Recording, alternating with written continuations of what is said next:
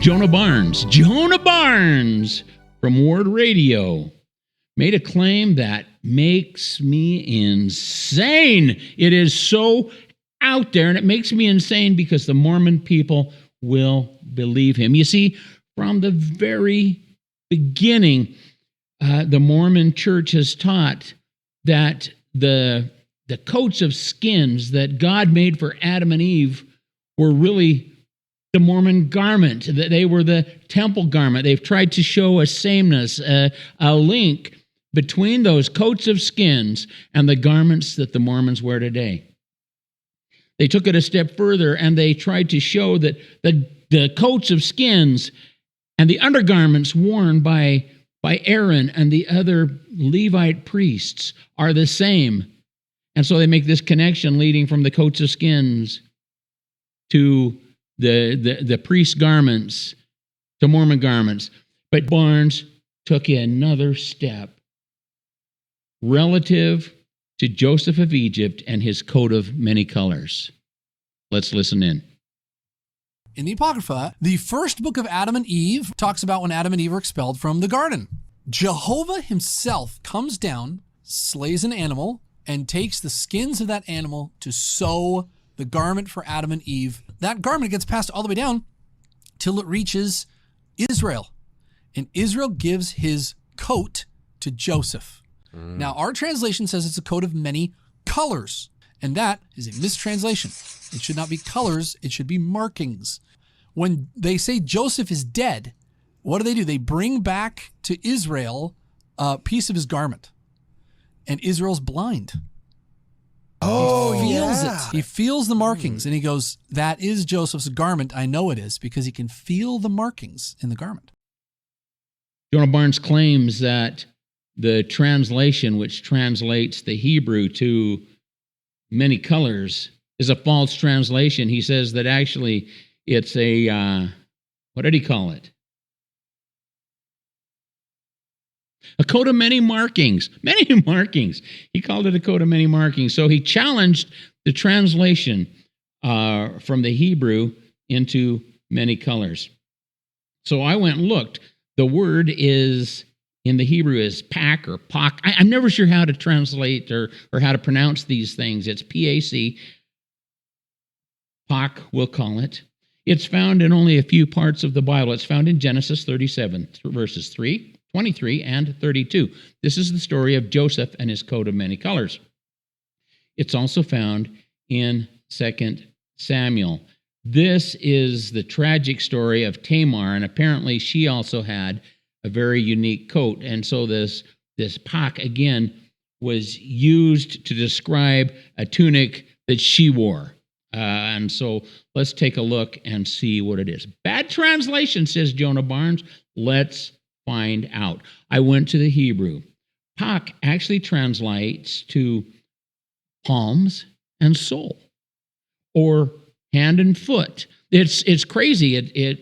There's nothing in the Hebrew translation that says anything about colors. But more importantly, there's nothing that talks about the Hebrew translation being many markings. So where does this come from? I did a little research. It appears that the first time many colors appeared, it was in the Septuagint. Now, the Septuagint was a Greek translation of the Hebrew Bible. It was produced after the Hellenization of the Jews, so that those Jews that spoke Greek could read the Old Testament in Greek, and for whatever reason, they put, instead of palm and sole or hand and foot, they put many colors. Now, that found its way into the King James, which is kind of the de facto official Bible of the New World of America.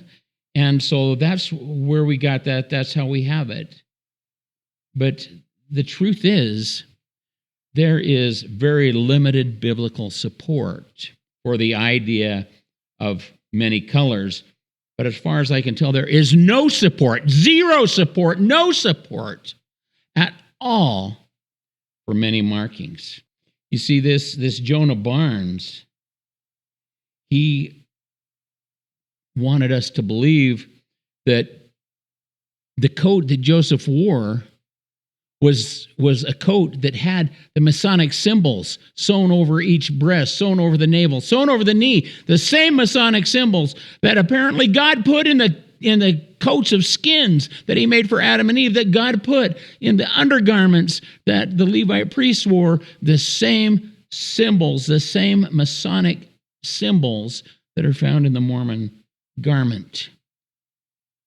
And so the way Jonah tells the story of Israel and his son, that his sinful sons brought back Joseph's coat and told him, oh, look, Joseph was attacked by a wild animal. And they said that Israel's eyes were so dim that he was actually blind and he couldn't see the colors. And so he felt. And he felt over the nipples.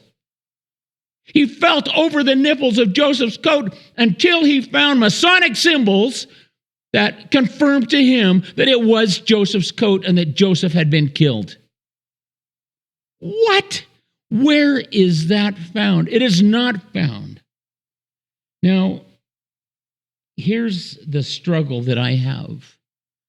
After a lifetime of Mormonism, most of the Mormon people are so conditioned to believe these kinds of things, to believe this nonsense, never testing it, never, ever testing it. But for me, after a lifetime of Mormonism, I am convinced that I must test everything.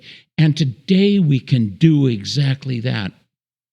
We can test the Hebrew. We can go and look at it. We can find the word pak. We can find out that means palms and soles, hands and feet. And then we can start to find the real meaning of Scripture. And here's what I believe. I believe that the average sheep herder, and that's what Israel's sons were, they were tending flocks. I believe that they wore sheep herders' tunics that perhaps went to the knee, perhaps a little over the shoulder. I don't know, but rough, coarse tunics that would be typical of a sheep herder. And then here comes Joseph, that son, arrayed in this magnificent, full-length tunic down to his hands, down to his feet, covering his body, beautiful in the way that it was made, and it set him apart.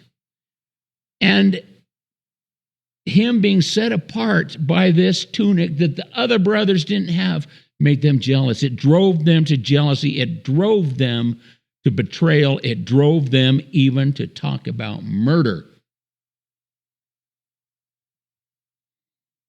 And this is a sign of Jesus. Jesus came, and when Jesus came into the world, there was something about him.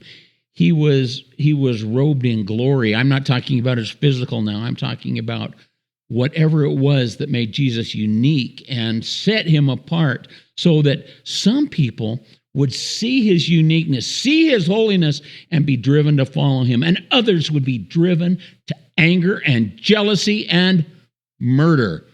This, I believe, is the message that we are to get from Joseph and his coat of many colors. I am so grateful for the tools that we have today that make it possible so that when someone like Jonah Barnes wants to throw out this nonsense, that we can go to the Hebrew, we can go to the Greek, we can go to the Aramaic, we can find out what these prophets and apostles wrote. We can discover the meaning of Scripture, and that allows us to do something that is unique to our day that wasn't possible not so long ago. And that is that we can test the words of Jonah Barnes. We can declare them to be nonsense, declare them to be lies, and expose them for what they are. And if people will do this, if people will test, they will come to know Jesus Christ and they will be saved.